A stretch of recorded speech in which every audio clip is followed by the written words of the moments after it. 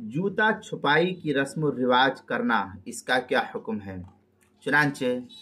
دولہا کے سسرال پہنچنے پر دلہن کے بہنوں وغیرہ کا اس کی جوتا چھپائی کرنا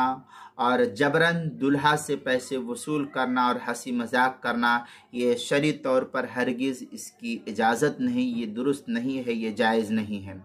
اس میں جہاں جبر و اکراہ کی صورت پائی جاتی ہے، وہی اجنبی مرد سے بیجا تکلفی اور بے پردگی کا گناہ بھی اس کے اندر عام طور پر شامل ہو جاتا ہے۔ اس لیے یہ رسم بھی قابل ترک اور قابل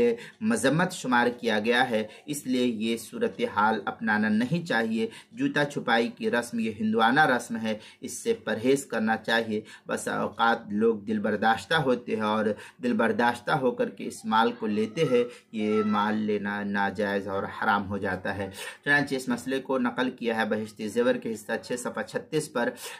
مشکات المصابیح میں عن حرۃ الرقاش عن امہ رضی اللہ تعالی عنہ قال قال رسول اللہ صلی اللہ علیہ وسلم الا لا تظلموا الا لا يحل مال، اس طریقے کی عبارت جو الا بطیب نفس منہ، یہ مشکات المصابیح کی روایت ہے۔ باب الغضب والعاریہ الفصل الثانی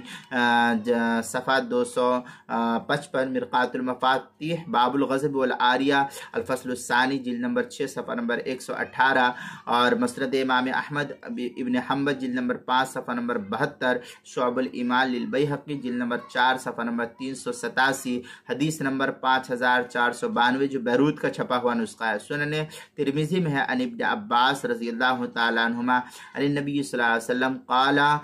لا تماری اخاکا ولا تمازحہ ولا تعدہ فتخلفہ، اس طریقے کی عبارت جو ہے سنن ترمذی جلد نمبر 2 صفحہ نمبر 20،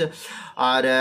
سنن ابی داؤد میں ہے عن السائب رضی اللہ تعالی عن السائب بن یزید عن ابیہ عن جدہ رضی اللہ عنہ انہ سمع النبی صلی اللہ علیہ وسلم یقول لا یأخذن احدکم متاع اخیہ لاعبا جعدا، یہ سنن ابی داؤد کتاب الادب جلد نمبر 2 صفحہ نمبر 683 پر اس کو نقل کیا۔ کتاب المسائل جلد نمبر 4 صفحہ نمبر 320 اور 321 پر بھی اس کو نقل کیا گیا ہے۔